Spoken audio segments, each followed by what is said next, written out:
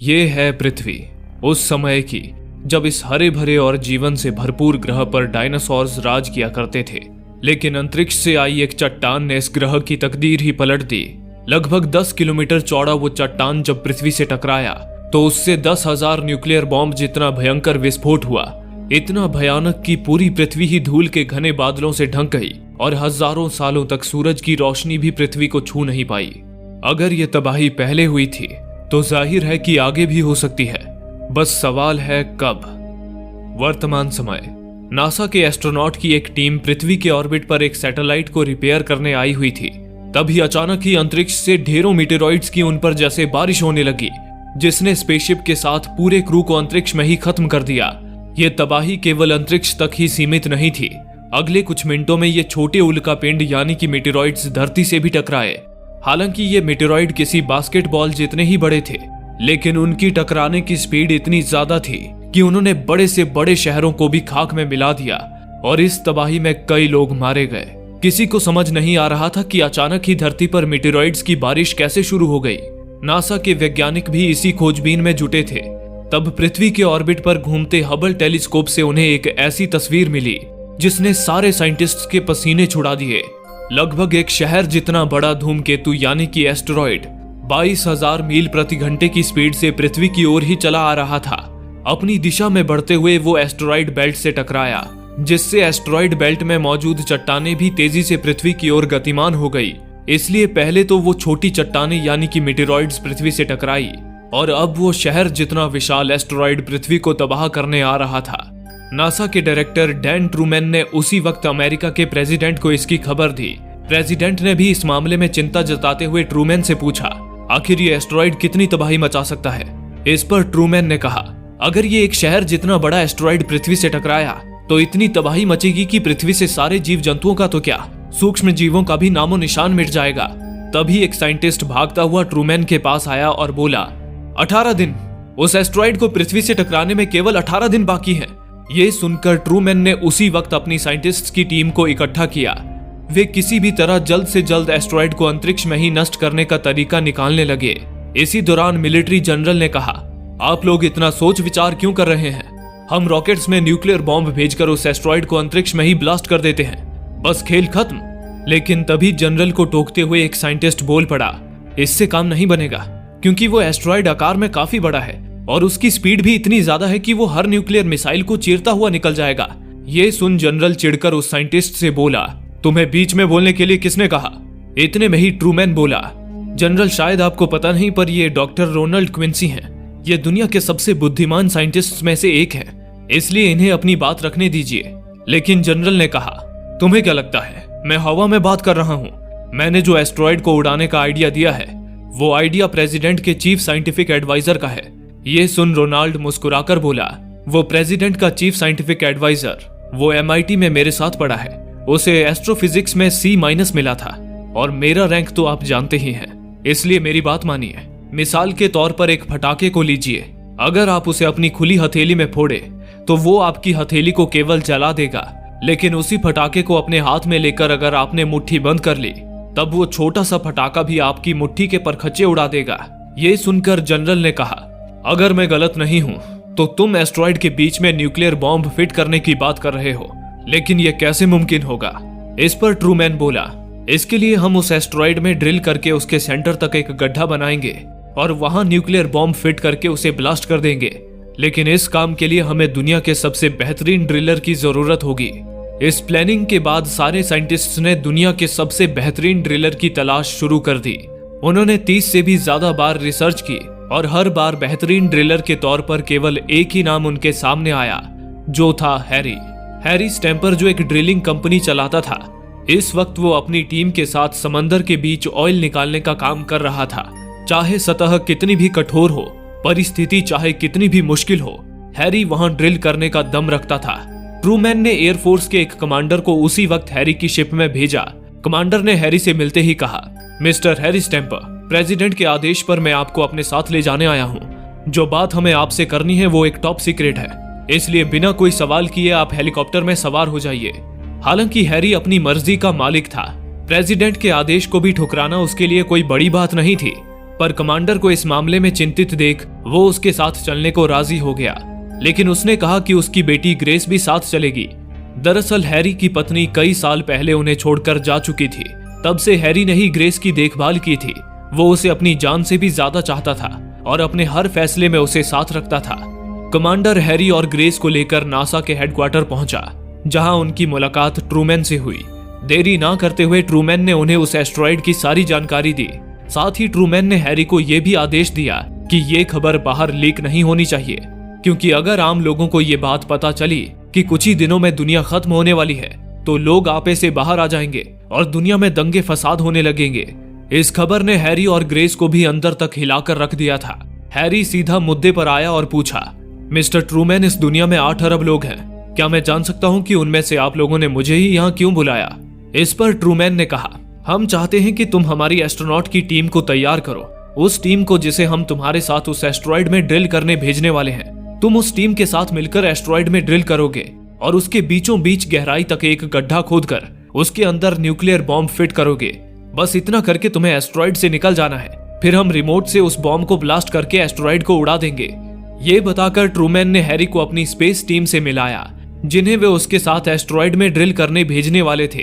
Trueman ने आगे कहा, वैसे हैरी, तुम्हें इस टीम को ड्रिलिंग सिखाने में ज्यादा मेहनत नहीं करनी पड़ेगी, क्योंकि ये टीम पिछले 8 महीनों से एक मंगल मिशन की ट्रेनिंग ले रही थी, जिसमें हम मंगल ग्रह पर ड्रिल करने वाले थे।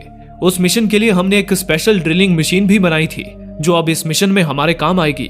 ये सब सुनकर हैरी ने कहा, मिस्टर ट्रूमैन, आप जानते ही हैं कि ड्रिलिंग केवल साइंस नहीं बल्कि एक कला भी है। मेरा परिवार पिछली 3 पीढ़ियों से ड्रिलिंग का ही काम करते आ रहा है और मैंने भी जिंदगी भर यही काम किया है। जब मैं आज तक पूरी तरह से ड्रिलिंग की कला को सीख नहीं पाया हूँ, तो आपको क्या लगता है कि ये लोग चंद दिनों में इस कला को सीख लेंगे? मिस्टर ट्रूमैन, शायद आप मानते हैं कि मैं ड्रिलिंग में बेस्ट हूँ, इसलिए पूरी दुनिया में आपने सिर्फ मुझे चुना है, लेकिन मैं आपको बता दूं कि मैं बेस्ट इसलिए हूँ क्योंकि मैं केवल माहिर लोगों के साथ काम करता हूँ। इन नौसिखियों पर मैं भरोसा नहीं कर सकता। बेशक ये लोग एक बेहतरीन एस्ट्रोनॉट्स हो सकते हैं, पर ड्रिलिंग इनके बस की नहीं लगती। ये सुनकर ट्रूमैन ने कहा, हमारे पास इसके अलावा और कोई चारा नहीं है। तुम बस ये बताओ कि तुम इस काम के लिए राजी हो या नहीं। इस पर हैरी ने कहा, मैं ये काम खुशी से करूंगा, लेकिन केवल अपनी टीम के साथ। इस पर ट्रूमैन राजी हो गया। हैरी ने उसी वक्त अपनी पूरी टीम को इकट्ठा किया। उसकी टीम में थे एजे, बियर, मैक्स, चिक, रॉकहाउंड, ऑस्कर और नूनन। ये सारे के सारे बंदे 1 नंबर के सनकी थे और कईयों का तो क्रिमिनल रिकॉर्ड भी रह चुका था, लेकिन वे सभी अपने अपने कामों में माहिर थे। वे सभी पूरे जोशो जुनून के साथ नासा के हेडक्वार्टर आए, पर हैरी ने उन्हें जब इस मिशन के बारे में बताया तो उन सभी के चेहरों की हवाइयां उड़ गई, क्योंकि इस मिशन में किसी के भी जिंदा बचने की कोई गारंटी नहीं थी। पर दुनिया को बचाने के लिए हैरी और उसकी टीम अपनी जान को जोखिम में डालने से भी पीछे नहीं हटी। हालांकि जनरल को इस बात से चिढ़ हो रही थी कि ट्रूमैन दुनिया को बचाने का काम ऐसे लोगों को सौंप रहा है जिनके कई सारे क्रिमिनल रिकॉर्ड्स हैं, लेकिन ट्रूमैन को इस टीम की काबिलियत पर पूरा यकीन था। उसने उसी वक्त से हैरी और उसकी टीम की एस्ट्रोनॉट की ट्रेनिंग शुरू करवा दी, क्योंकि हैरी और उसकी टीम ड्रिलिंग में तो माहिर थी, पर स्पेस में ये काम करना उनके लिए आसान नहीं होने वाला था। इस ट्रेनिंग के दौरान ट्रूमैन उन्हें उनकी वो स्पेसशिप दिखाने ले आया, जिसमें सवार होकर वे लोग अंतरिक्ष में जाने वाले थे। इस मिशन के लिए ट्रूमैन ने 2 शिप्स को चुना था, जिन्हें उन्होंने नाम दिया था फ्रीडम और इंडिपेंडेंस। ये इंसानों के बनाए अब तक के सबसे एडवांस स्पेसशिप्स थे। हैरी और उसके साथियों को 2 टीमों में बांट दिया गया था, जिसमें से एक टीम फ्रीडम शिप में जाने वाली थी और दूसरी टीम इंडिपेंडेंस शिप में। हर टीम में 2 पायलट्स और 2 टेक्नीशियन शामिल थे। पायलट्स का काम था टीम को सही सलामत उनकी मंजिल तक पहुंचाना। हैरी और उसकी टीम का काम था एस्ट्रॉयड में ड्रिल करके गड्ढा बनाना, और टेक्नीशियंस का काम था उस गड्ढे में न्यूक्लियर बॉम्ब फिट करना। इस मिशन को लीड करने वाले थे कर्नल शार्प, जो नासा के एक बेहतरीन एस्ट्रोनॉट और पायलट थे। ये सारी जानकारी देने के बाद ट्रूमैन ने हैरी और उसकी टीम को अपनी सारी प्लानिंग समझाई।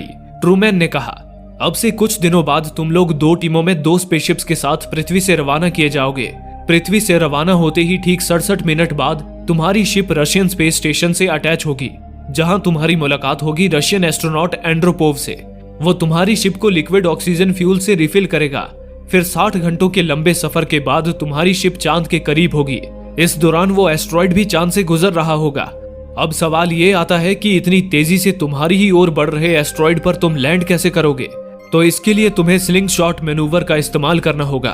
तुम चांद के पीछे से होकर जाओगे और सही समय पर अपने शिप के रॉकेट थ्रस्टर्स ऑन करोगे। तब चांद की ग्रेविटी तुम्हारे शिप को घुमाकर तेज गति से एस्ट्रॉइड की दिशा में मोड़ देगी। उस वक्त तुम्हारी स्पीड 22,500 मील प्रति घंटा होगी। हालांकि उस एस्ट्रॉइड के साथ साथ कई सारे छोटे मीटेरॉइड्स भी चले आ रहे हैं, लेकिन हमें पूरा यकीन है कि चांद की ग्रेविटी उन मीटेरॉइड्स को अपनी ओर खींच लेगी और एस्ट्रॉइड तक पहुंचने का तुम्हारा रास्ता साफ हो जाएगा। इसी दौरान एक दूसरे साइंटिस्ट ने कहा, एस्ट्रॉइड में तुम दोनों टीमों के लिए अलग अलग लैंडिंग साइट्स चुनी गई हैं। हम कोई रिस्क नहीं लेना चाहते, इसलिए हम तुम दोनों ही टीमों को बराबर इक्विपमेंट्स देंगे। तुम दोनों ही टीमों को एस्ट्रॉइड में 800 फीट गहरा गड्ढा खोदना है। ऐसा इसलिए क्योंकि अगर एक टीम किसी वजह से 800 फीट गड्ढा खोदने में नाकाम हो गई तो दूसरी टीम तो कामयाब हो ही जाएगी। ये सब सुनकर ऑस्कर ने पूछा, मिस्टर ट्रूमैन, मैं जानना चाहता हूँ कि एस्ट्रॉइड में जाने के बाद वहाँ हमें कैसा एनवायरनमेंट मिलेगा। इस पर ट्रूमैन ने कहा, धूप पड़ने पर वहाँ तापमान 200 डिग्री होगा और छांव होने पर -200। हालांकि तुम्हारा स्पेस सूट तापमान को नियंत्रित रखेगा। वो एस्ट्रॉइड बहुत बड़ा और घना है, वहाँ हल्की ग्रेविटी तो है, लेकिन सतह पर टिके रहने के लिए तुम अपने स्पेस सूट में लगे थ्रस्टर्स का भी इस्तेमाल कर सकते हो। इसके साथ ही मैं बता दूं कि वहाँ बड़ी बड़ी नुकीली चट्टानें हैं, खाई है, पहाड़ है, लेकिन तुम्हें एक खास लैंडिंग साइट पर ही उतारा जाएगा। तुम बस वहाँ गड्ढा खोदो, उसमें न्यूक्लियर बॉम्ब डालो और अपनी शिप से वापस आ जाओ। तुम्हारे निकलते ही हम यहाँ कंट्रोल रूम से एस्ट्रॉइड को ब्लास्ट कर देंगे, लेकिन ध्यान रहे, तुम्हें एस्ट्रॉइड के जीरो बैरियर तक पहुंचने से पहले अपना काम करके निकलना होगा। जीरो बैरियर पृथ्वी और एस्ट्रॉइड के बीच का आखिरी सेफ डिस्टेंस है। अगर हमने उसके पहले एस्ट्रॉइड में धमाका कर दिया तो एस्ट्रॉइड 2 हिस्सों में टूट जाएगा और पृथ्वी के ऊपर से निकल जाएगा।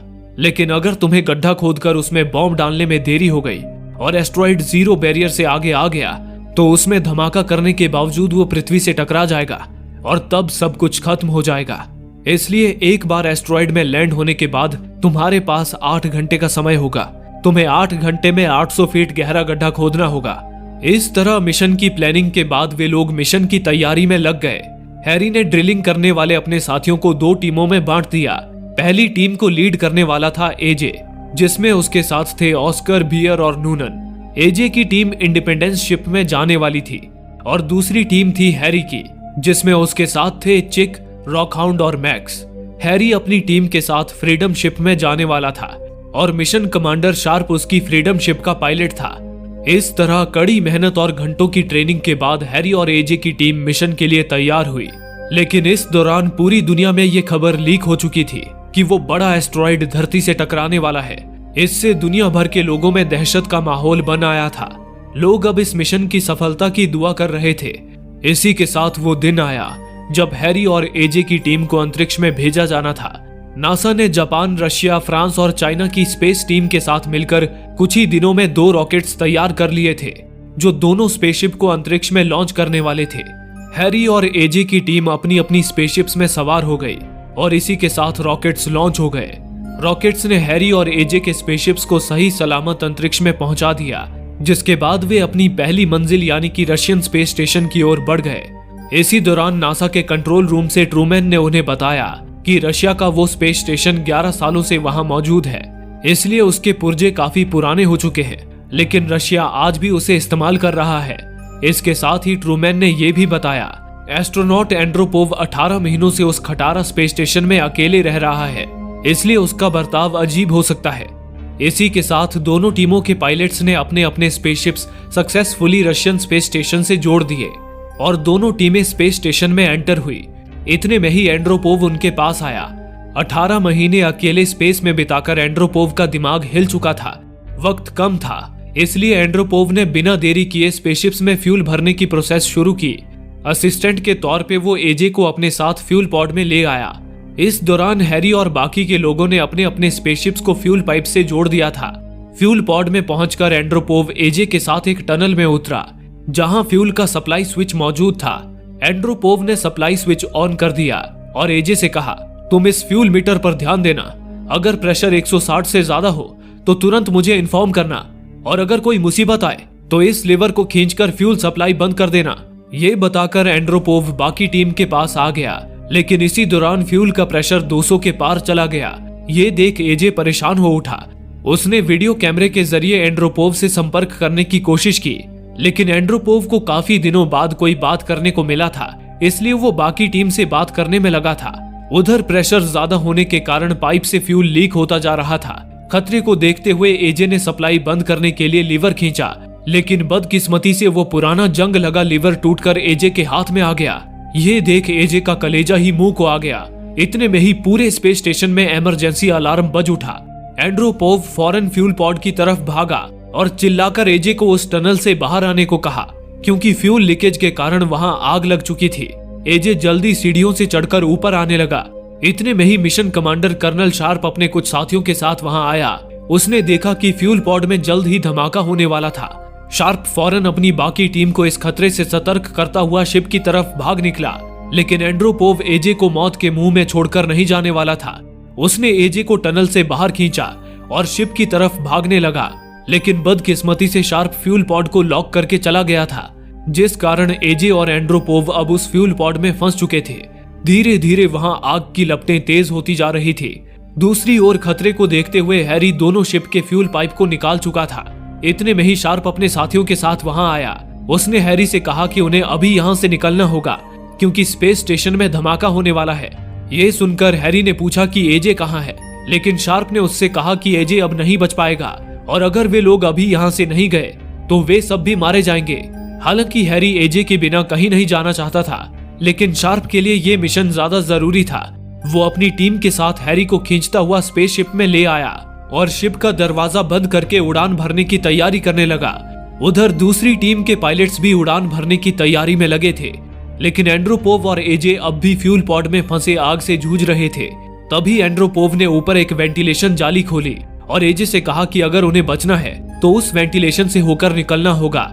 हालांकि उस वेंटिलेशन में इतनी ठंड थी कि वहां से गुजरने पर उनकी कुल्फी जम सकती थी, पर मौत तो उन्हें यहाँ भी आनी ही थी। इसलिए वे दोनों बिना एक पल सोचे वेंटिलेशन में घुस गए और किसी तरह ठंड से जूझते हुए फ्यूल पॉड से बाहर निकल आए। लेकिन वहां से निकलने के बाद उनका पूरा शरीर बर्फ से जम चुका था। इतने में ही फ्यूल पॉड में धमाका हो गया। एजे और एंड्रोपोव जैसे तैसे ठंड से कांपते हुए उठे और अपनी शिप की ओर भागने लगे। इसी दौरान उस फ्यूल पॉड का मलबा उड़कर हैरी की शिप की ओर ही आने लगा। वो शिप से बस टकराने ही वाला था कि उसी पल शार्प ने स्पेसशिप को स्टेशन से अलग कर दिया, जिससे वे लोग बाल बाल बच गए। इसी दौरान उधर एजे और एंड्रोपोव भी अपनी शिप तक पहुंच गए। बियर ने जल्दी उन्हें अंदर ले लिया, लेकिन उसी पल पूरे स्पेस स्टेशन में धमाके होने लगे और एक पल में ही पूरा का पूरा रशियन स्पेस स्टेशन जलकर खाक में बदल गया। खुशकिस्मती से एजे की शिप का पायलट भी शिप को स्पेस स्टेशन से अलग कर चुका था, जिससे हैरी और एजे दोनों की ही शिप सही सलामत अपनी मंजिल की ओर बढ़ गई। एजे ठीक है ये जानकर हैरी के दिल को भी राहत मिली। इसी के साथ हैरी और एजे की स्पेसशिप्स अपनी अगली मंजिल यानी कि चांद के करीब पहुंची। उस वक्त वो एस्ट्रॉइड भी चांद से होकर गुजर रहा था। स्लिंग शॉट मनूवर के लिए यही सही मौका था। दोनों शिप के पायलट्स एक ही वक्त पर शिप्स को चंद्रमा के करीब ले गए। चंद्रमा की ग्रेविटेशनल फील्ड में दाखिल होते ही उन्होंने शिप का इंजन ऑन किया, जिससे उनकी स्पीड 22,500 मील प्रति घंटे पे पहुंच गई और वे ग्रेविटी का इस्तेमाल करते हुए चंद्रमा से घूमकर उस एस्ट्रॉइड के पीछे आ गए। इस तरह उन्होंने मिशन का दूसरा पड़ाव भी पार कर लिया। लेकिन साइंटिस्ट्स का एक अनुमान गलत साबित हुआ। चांद की ग्रेविटी एस्ट्रॉइड के पीछे आ रहे ढेर सारे मीटेरॉइड्स को खींच नहीं पाई। वो ढेरों मीटेरॉइड्स अब भी अपनी जगह बने हुए थे। हैरी और एजे की शिप के पायलट्स को उन मीटेरॉइड से बचकर लैंडिंग साइट तक पहुंचने में काफी मशक्कतें करनी पड़ रही थी। वे एस्ट्रॉइड के जितना करीब जा रहे थे, मीटेरॉइड्स उतने ही घने होते जा रहे थे। इतने में ही एक चट्टान एजे की शिप से टकराया। हालांकि उनकी शिप काफी मजबूत थी, इसलिए शिप को ज्यादा नुकसान नहीं पहुंचा और वे लोग आगे बढ़ते रहे। इस दौरान पृथ्वी पर ट्रूमैन और नासा के सारे साइंटिस्ट भी अपनी सांसों को थामे अपने क्रू की सलामती की दुआ कर रहे थे। इतने में ही उधर एस्ट्रॉइड के पीछे उड़ते छोटे छोटे पत्थर एजे की शिप के विंडशील्ड से टकराने लगे, जिससे विंडशील्ड फूटने लगा। ये देख शिप के पायलट को खतरे का अंदेशा हो गया। उसने सभी को अपना अपना स्पेस सूट पहनने को कहा, जिसके बाद सभी अपना सूट पहनने लगे। लेकिन अगले ही पल शिप की विंडशील्ड पर पत्थरों की एक तेज बौछार हुई, जिससे विंडशील्ड चकनाचूर हो गया। इस हादसे में दोनों पायलट के साथ साथ दोनों टेक्नीशियन और एजे की ड्रिलिंग टीम के मेंबर नूनन की भी मौके पर ही मौत हो गई। हालांकि एजे अपने कुछ टीम मेंबर्स के साथ स्पेस सूट पहनकर एक चैम्बर में घुस गया था, लेकिन तभी उनकी शिप एस्ट्रॉइड की सतह पर जाकर क्रैश हो गई। लेकिन वहीं हैरी की टीम का पायलट शार्प शिप को मीटेरॉइड से बचाने में कामयाब हो गया। शार्प ने नासा की टीम को ये जानकारी दे दी कि एजे की टीम मर चुकी है, जिससे नासा के हेडक्वार्टर में मायूसी के बादल छा गए।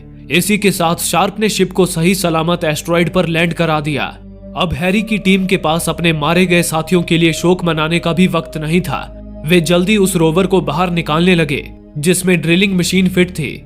इसी दौरान कमांडर शार्प ने पाया कि उनकी शिप पे सिग्नल नहीं आ रहा था, जिससे उनका नासा से सारा संपर्क टूट चुका था। शार्प सिस्टम को चेक करने लगा, लेकिन तभी रॉकहाउंड, जो कि हैरी के ड्रिलिंग टीम का जियोलॉजिस्ट था, उसे कुछ पता चला। उसने शार्प से कहा, गड़बड़ी सिस्टम में नहीं बल्कि इस जगह पर है। क्या तुम सब जानना चाहते हो कि नासा ने खुदाई के लिए एक खास लैंडिंग साइट क्यों चुनी थी? क्योंकि वो लैंडिंग साइट ही इस एस्टेरॉइड का सबसे नाजुक हिस्सा था। उसके अलावा इस एस्टेरॉइड में हर तरफ केवल आयरन फेराइट पदार्थ मौजूद है। ये आयरन फेराइट एक प्रकार का मैग्नेटिक मटेरियल है, या यूं कहें कि हम लोहे की मोटी प्लेट पर लैंड हुए हैं। इसी वजह से यहाँ मैग्नेटिक फील्ड जनरेट हो रहा है, जिसने सिग्नल को ब्लॉक कर दिया है। और तो और हमारी लैंडिंग साइट यहाँ से 26 मील दूर है, इसलिए हम खुदाई करने के लिए समय पर वहां नहीं पहुंच सकते। और इस लोहे की प्लेट पर खुदाई करना लगभग नामुमकिन है। बड़े अफसोस के साथ मुझे ये कहना होगा कि हमारा मिशन फेल हो चुका है और अब हम सब मरने वाले हैं। हालांकि हैरी बिना कोशिश किए हार मानने वाला नहीं था। वो अपनी टीम के साथ ड्रिल मशीन को शिप से बाहर ले आया और शिप से थोड़ी दूर एक जगह तलाश कर वहां ड्रिलिंग शुरू कर दी। हैरी का साथी मैक्स ड्रिल मशीन को ऑपरेट कर रहा था, लेकिन सतह इतनी ठोस थी कि मैक्स के लिए मशीन को ऑपरेट कर पाना भी मुश्किल हो चुका था। हालांकि हैरी को उम्मीद थी कि लोहे की ये कठोर सतह केवल कुछ फीट तक ही होगी। नीचे जाने पर उन्हें नाजुक सतह मिल जाएगी। तभी करीब 10 फीट खोदते ही उनकी ड्रिल मशीन का सिरा ही नष्ट हो गया। पर हैरी ने मशीन में दूसरा सिरा लगाया और काम फिर शुरू कर दिया। इसी दौरान दूसरी ओर क्रैश हुए शिप में एजे, एंड्रोपोव और बियर सही सलामत बच गए थे, लेकिन ऑस्कर और बाकी क्रू मेंबर्स मारे गए थे। खुशकिस्मती से शिप में मौजूद उनका ड्रिलिंग रोवर भी सही सलामत था। वे सभी उस रोवर में बैठकर हैरी की टीम को ढूंढने निकल पड़े। इसी दौरान उधर हैरी के शिप में कमांडर शार्प एक रिमोट सैटेलाइट के जरिए नासा से संपर्क करने में कामयाब हो गया था। उसने ट्रूमैन को जब बताया कि उनकी टीम सही सलामत अपने काम पर लग चुकी है, तो ट्रूमैन की भी जान में जान आ गई। लेकिन खतरा अब भी बना हुआ था, क्योंकि एस्टेरॉइड को जीरो बैरियर तक पहुंचने में अब केवल 6 घंटे ही बचे थे और हैरी और उसकी टीम अब तक ठोस सतह से जूझ रही थी। इतनी मुसीबत काफी नहीं थी कि नासा के साइंटिस्ट्स के आगे एक और मुसीबत आ गई। साइंटिस्ट ने ट्रूमैन को यह जानकारी दी कि चांद से गुजरने के दौरान चांद की ग्रेविटी ने एस्टेरॉइड को घुमा दिया था, जिससे अब वो एस्टेरॉइड रोटेट होता हुआ आगे बढ़ रहा था। इससे उनके कम्युनिकेशन सिग्नल पर असर पड़ रहा था और करीब 7 मिनट बाद ही नासा का हैरी की टीम से संपर्क पूरी तरह से टूट जाने वाला था। ये जानने के बाद जनरल ने साइंटिस्ट से पूछा, स्पेसशिप से संपर्क खो देने के बाद क्या हम यहाँ से न्यूक्लियर बॉम्ब को रिमोटली डेटोनेट कर पाएंगे? इस पर साइंटिस्ट ने कहा, नहीं, तब हम न्यूक्लियर बॉम्ब का भी कंट्रोल खो देंगे। यह सुनकर जनरल की चिंता बढ़ गई। वो फौरन प्रेसिडेंट को यह खबर देने चला गया। इसी दौरान उधर हैरी और उसकी टीम पूरी जी जान से खुदाई में लगी थी। तभी जमीन के नीचे उन्हें एक और ठोस परत मिल गई, जिसने ड्रिल मशीन के दूसरे सिरे को भी नष्ट कर दिया। हैरी और चिक मशीन का एक और सिरा लेने शिप पर आए। इसी दौरान शार्प ने हैरी से पूछा, तुम्हें खुदाई करते हुए 2.5 घंटे हो चुके हैं, अब तक तुमने कितनी गहराई तक खुदाई कर ली है? इस पर हैरी ने कहा, अब तक हम केवल 57 फीट ही खोद पाए हैं, पर भरोसा रखो, हम समय पर काम पूरा कर लेंगे। हालांकि ये सुनकर शार्प की सारी उम्मीद टूट गई। वो फौरन कंट्रोल रूम की तरफ भागा और नासा से संपर्क करते हुए कहा, क्या आप लोग सुन पा रहे हैं? हमें मदद की जरूरत है। हम ड्रिलिंग करने में असफल हो चुके हैं। अब ये एस्टेरॉइड 4 घंटे में जीरो बैरियर को पार कर जाएगा, इसलिए हमें जल्द से जल्द कोई दूसरा रास्ता बताइए। लेकिन तभी हैरी वहां आया और उसने शार्प से कहा कि उन्हें घबराने की जरूरत नहीं है, वे लोग समय से पहले 800 फीट खुदाई कर लेंगे। पर शार्प समझने को तैयार नहीं था। वो हैरी से बहस करने लगा। वहीं ट्रूमैन और नासा की पूरी टीम चुप्पी साधे बस उनका झगड़ा सुन रहे थे। तभी जनरल को प्रेसिडेंट का कॉल आया। प्रेसिडेंट के आदेश पर जनरल ने अपना सेकेंडरी प्रोटोकॉल लागू कर दिया। इतने में ही एयरफोर्स की एक टीम नासा के हेडक्वार्टर में घुस आई।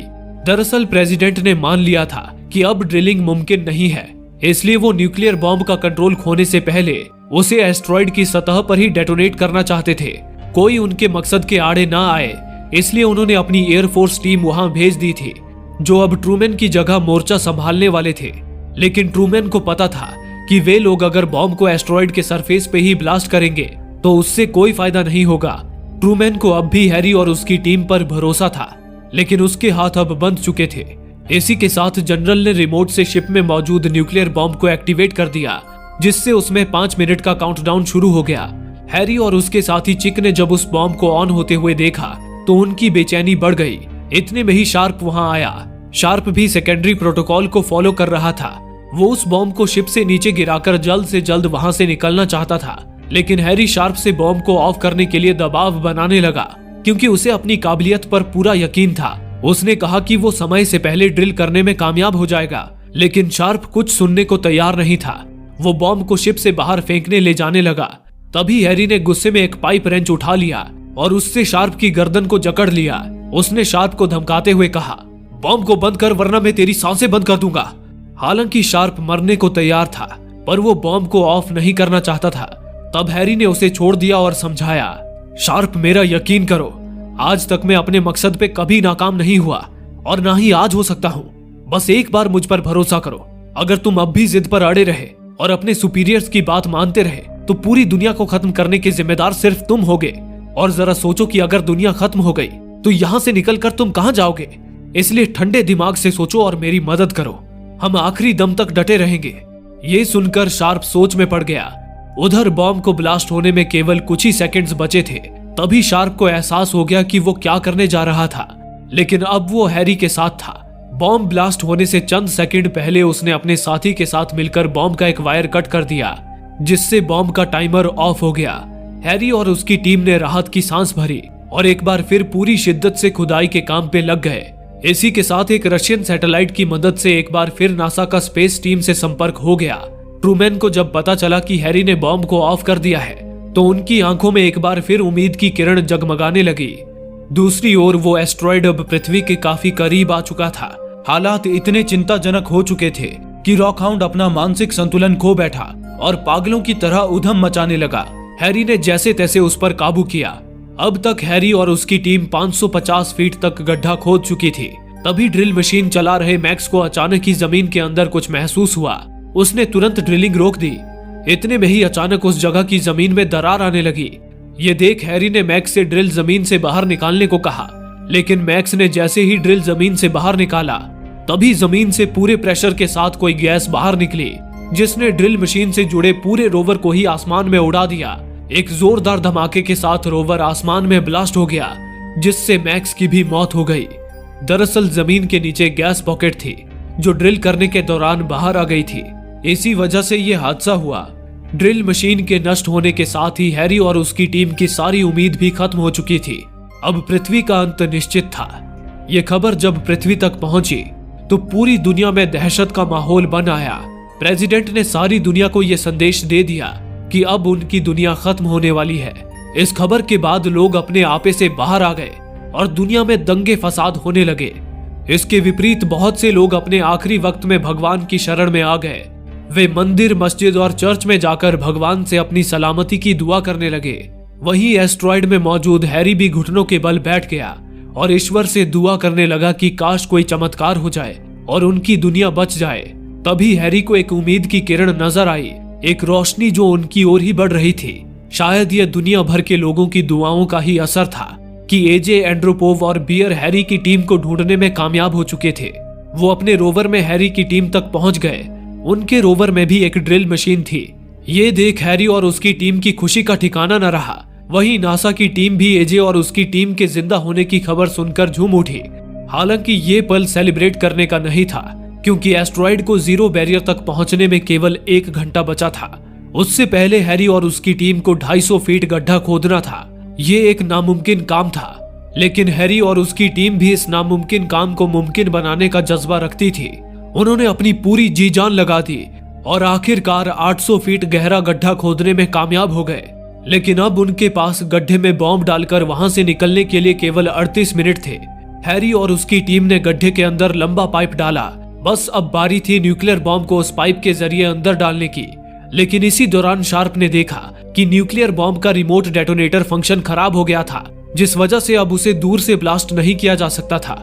वो सिर्फ मैनुअली ही डेटोनेट हो सकता था। यानी कि उनमें से किसी एक को एस्ट्रॉइड में ही रुककर बॉम्ब का स्विच दबाकर उसे ब्लास्ट करना था। उनके पास दो रास्ते थे, या तो वे सब रुककर एक साथ मरे या कोई एक अपनी जान की कुर्बानी दे। इस पर सारी टीम ने फैसला किया कि उनमें से कोई एक ही अपनी जान की कुर्बानी देगा और उस इंसान को चुनने के लिए उन्होंने स्टिक्स का सहारा लिया। शार्प ने कुछ स्टिक्स पकड़ी और सभी से एक स्टिक खींचने को कहा। जिसके भी पास छोटी स्टिक आती उसे अपनी कुर्बानी देनी पड़ती। बदकिस्मती से एजे के पास छोटी स्टिक आई, यानी कि अब एजे को अपनी कुर्बानी देनी थी। हालांकि एजे गर्व से इसके लिए राजी हुआ। सभी को अलविदा कहकर वो हैरी के साथ शिप से बाहर जाने लगा। वे लोग एक लिफ्ट से होकर बाहर आए। तभी हैरी ने एजे को लिफ्ट के अंदर बंद कर दिया और खुद स्पेसशिप से बाहर आ गया। दरअसल हैरी नहीं चाहता था कि उसकी टीम का कोई भी सदस्य मारा जाए, इसलिए दुनिया के लिए वो खुद को कुर्बान करना चाहता था। वक्त कम था, इसलिए शार्प हैरी को छोड़ बाकियों को लेकर एस्ट्रॉइड से निकल गया। अब उस किलर एस्ट्रॉइड को जीरो बैरियर पार करने में केवल 3 मिनट ही रह गए थे। इस दौरान हैरी स्विच को बॉम्ब से कनेक्ट करने में लगा था। तभी अचानक ही एस्ट्रॉइड की सतह पर पड़ी दरार से गैस के फव्वारे फूटने लगे, जिससे हैरी भी उड़कर दूर जा गिरा और उसके हाथ से बॉम्ब का स्विच छूट गया। उधर एस्ट्रॉइड बस कुछ ही सेकंड्स में जीरो बैरियर से बाहर निकलने वाला था। अगर उससे पहले हैरी बॉम्ब में ब्लास्ट नहीं कर पाता तो दुनिया का अंत निश्चित था, पर हैरी तो उधर दरार में फंसा हुआ था। अब बस 10 सेकंड और खेल खत्म। लेकिन तभी हैरी ने हिम्मत दिखाई और दरार से निकलकर स्विच तक पहुंच गया। एस्ट्रॉइड के जीरो बैरियर को पार करने से ठीक 1 सेकंड पहले ही उसने बटन दबा दिया, जिससे एक जोरदार धमाका हुआ और वो एस्ट्रॉइड 2 टुकड़ों में बंटकर पृथ्वी के ऊपर से निकल गया। इस तरह अपनी कुर्बानी देकर हैरी ने दुनिया को बचा लिया। हैरी तो शहीद हो गया, पर उसके इस कारनामे ने उसे लोगों के दिलों में अमर कर दिया। पूरी दुनिया में हैरी और उसकी टीम के नाम के गुणगान होने लगे। हैरी की बेटी ग्रेस ने भी गर्व से अपने पिता को अलविदा कहा और इसी के साथ ये फिल्म यहीं खत्म हो गई। दोस्तों, आप में से काफी लोगों का कहना है कि हमारे वीडियोस आप तक नहीं पहुंच पा रहे हैं। उसके लिए आप सब्सक्राइब बटन को दबाने के बाद नोटिफिकेशन के बेल आइकन पर क्लिक करें और ऑल का ऑप्शन सिलेक्ट कर लें, ताकि हमारी सारी वीडियोस की नोटिफिकेशन आप तक पहुंच सके। धन्यवाद।